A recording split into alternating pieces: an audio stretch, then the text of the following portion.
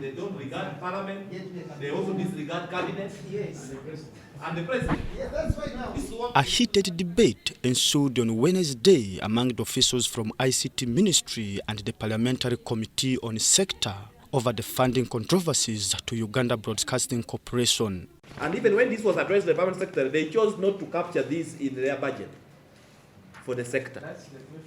This was after the committee members discovered that the Ministry of Finance has not allocated funding to UBC, despite directives from the President to do so. There were many meetings, some of them I attended with the Finance Minister, with the Budget Chairperson, with the Speaker, with the Minister, with the leadership of UBC, and also in Cabinet it has happened twice.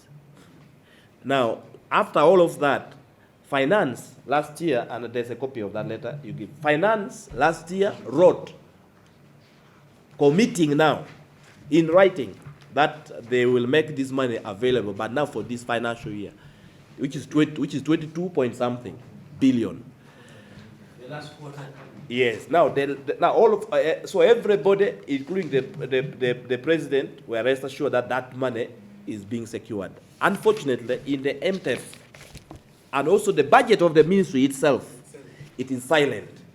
The available documents indicate that the President directed the Ministry of Finance to allocate about 22 billion shillings to UBC, and the correspondence from the Finance Ministry has put the committee in suspicion.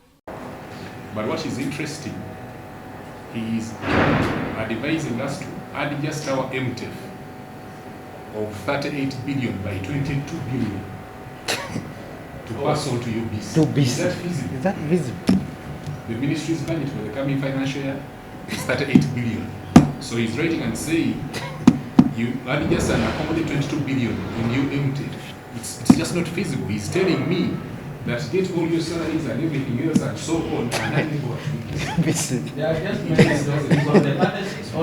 This is not the first time the national broadcaster has been omitted from government's funding. Last financial year, UBC never received government's funding that crippled its operations. This has prompted the committee chairperson to summon Finance Ministry to Parliament and resolve the matter. With your permission, first of all... So we will have a meeting in the morning of Tuesday with the Finance, with the Ministry of ICT and UBC.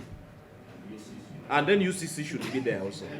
According to the State Minister for ICT, Peter Ogwang, the issue of inadequate funding does not only affect UBC alone, but the entire ICT ministry is being affected. I can confirm is that the Ministry of ICT is one of those most, I could say, the ones which receive the least amount of money from the national budget.